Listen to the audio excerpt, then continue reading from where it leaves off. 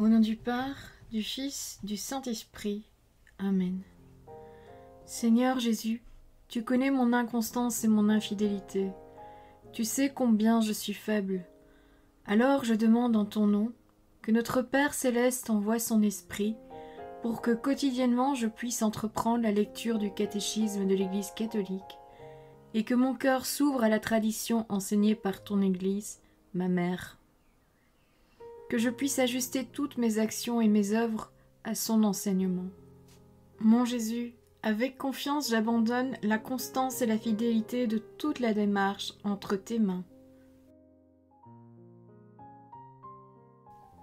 Que Saint Michel Archange et mon ange gardien protègent et défendent chaque moment quotidien consacré à cette lecture. Maintenant, avec toi et par ta voix, disons: Notre Père, qui es aux cieux, que ton nom soit sanctifié, que ton règne vienne, que ta volonté soit faite sur la terre comme au ciel. Donne-nous aujourd'hui notre pain de ce jour. Pardonne-nous nos offenses comme nous pardonnons aussi à ceux qui nous ont offensés. Et ne nous laisse pas entrer en tentation, mais délivre-nous du mal. Amen. Ensemble, mon Jésus d'amour, saluons notre sainte maman, la Vierge Marie.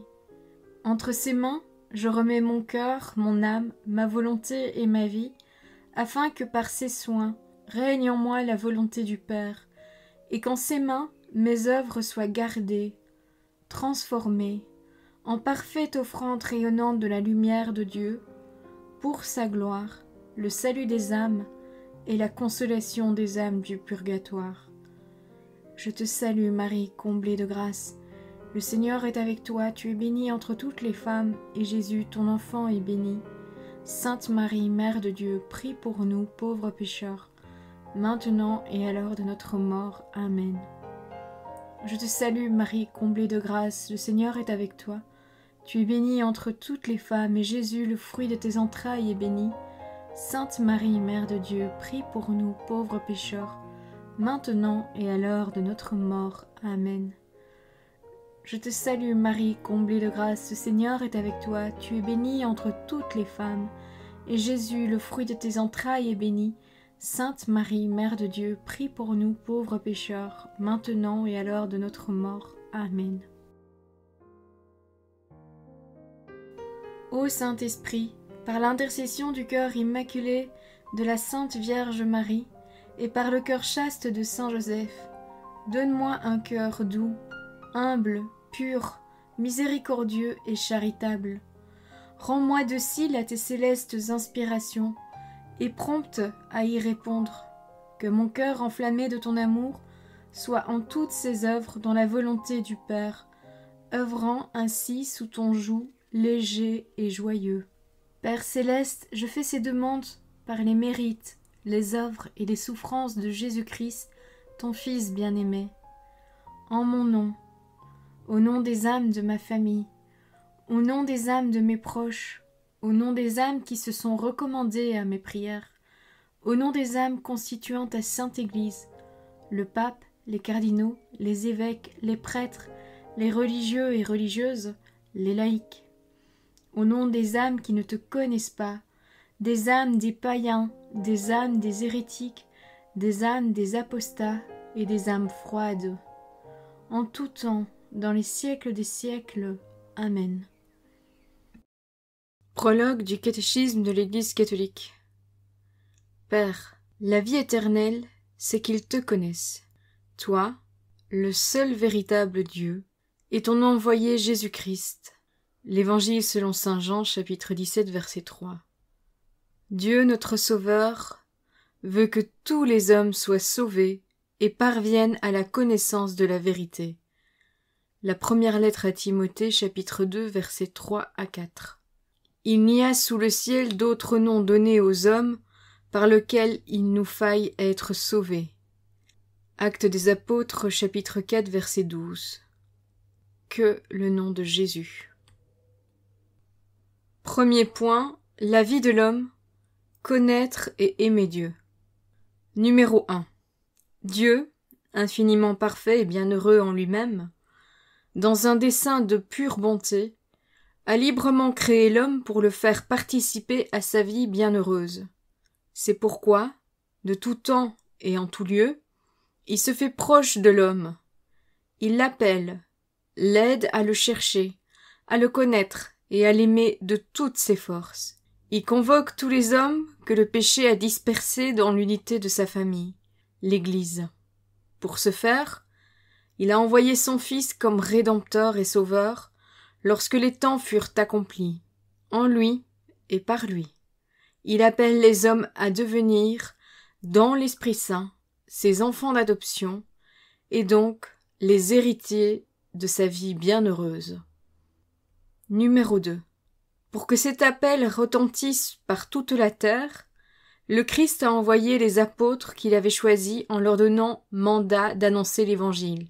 Allez de toutes les nations, faites des disciples, les baptisant au nom du Père, du Fils et du Saint-Esprit, et leur apprenant à observer tout ce que je vous ai prescrit. Et moi, je suis avec vous pour toujours jusqu'à la fin du monde. Évangile selon saint Matthieu, chapitre 28, versets 19 et 20. Forts de cette mission, les apôtres s'en allèrent prêcher en tout lieu. Le Seigneur agissait avec eux et confirmant la parole par les signes qui l'accompagnaient. L'Évangile selon saint Marc, chapitre 16, verset 20. Numéro 3. Ceux qui, à l'aide de Dieu, ont accueilli l'appel du Christ et y ont librement répondu, ont été à leur tour pressés par l'amour du Christ d'annoncer partout dans le monde la bonne nouvelle. Ce trésor reçu des apôtres a été gardé fidèlement par leurs successeurs. Tous les fidèles du Christ sont appelés à le transmettre de génération en génération, en annonçant la foi, en la vivant, dans le partage fraternel et en la célébrant dans la liturgie et la prière. Deuxième point. Transmettre la foi, la catéchèse. Numéro 4. Très tôt, on a appelé catéchèse l'ensemble des efforts entrepris dans l'Église pour faire des disciples, pour aider les hommes à croire que Jésus est le Fils de Dieu, afin que par la foi, ils aient la vie en son nom, pour les éduquer et les instruire dans cette vie et construire ainsi le corps du Christ. Numéro 5.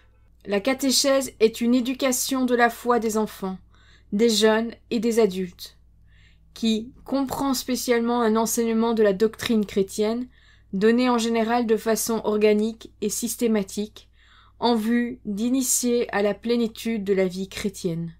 Numéro 6. Sans se confondre avec eux, la catéchèse s'articule sur un certain nombre d'éléments de la mission pastorale de l'Église, qui ont un aspect catéchétique, qui prépare la catéchèse ou qui en découle.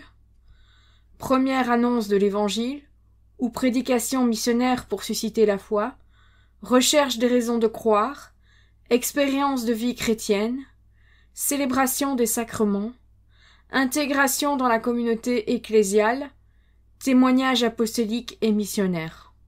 7. La catéchèse est liée intimement à toute la vie de l'Église, non seulement l'extension géographique et l'augmentation numérique, mais aussi davantage encore la croissance intérieure de l'Église. Sa correspondance avec le dessein de Dieu dépend essentiellement d'elle. Numéro 8. Les périodes de renouveau de l'Église sont aussi des temps forts de la catéchèse. Ainsi voit-on à la grande époque des pères de l'Église de saints évêques y consacrer une part importante de leur ministère. Tels sont saint Cyril de Jérusalem et saint Jean Chrysostome, saint Ambroise et saint Augustin, et bien d'autres pères dont les œuvres catéchétiques demeurent des modèles. Numéro 9. Le ministère de la catéchèse puise des énergies toujours nouvelles dans les conciles. Le concile de Trente constitue à cet égard un exemple à souligner. Il a donné à la catéchèse une priorité dans ses constitutions et ses décrets. Il est à l'origine du catéchisme romain, qui porte aussi son nom, et constitue une œuvre de premier ordre comme abrégé de la doctrine chrétienne. Il a suscité dans l'Église une organisation remarquable de la catéchèse. Il a entraîné grâce à de saints évêques et théologiens tels que saint Pierre Canisius, saint Charles Borromée, saint Toribio de Mogroveggio ou saint Robert Bellarmin, la publication de nombreux catéchismes. Numéro 10. Il n'est pas étonnant, dès lors, que dans le mouvement à la suite du deuxième concile du Vatican, considéré par le pape Paul VI comme le grand catéchisme des temps modernes, la catéchèse de l'Église ait de nouveau attiré l'attention. Le directoire général de la catéchèse de 1971 et les sessions du synode des évêques consacrées à l'évangélisation 1974 et à la catéchèse 1977, les exhortations apostoliques qui leur correspondent, Evangelii Nuntiandi en 1975 et Catechis Tradei en 1979, en témoignent. La session extraordinaire du synode des évêques de 1985 demanda que soit rédigé un catéchisme ou compendium de toute la doctrine catholique, tant sur la foi que sur la morale. Le Saint-Père Jean-Paul II a fait sien ce vœu émis par le synode des évêques en reconnaissant que ce désir répond tout à fait à un vrai besoin de l'Église universelle et des églises particulières. Il mit tout en œuvre pour la réalisation de ce vœu des pères du synode. Voilà, c'est tout pour aujourd'hui. Je m'excuse d'avoir écorché, à mon avis, quelques noms latins. Je ne suis pas très douée pour la prononciation. J'espère que vous serez indulgents avec moi. Je vous souhaite une bonne et sainte journée.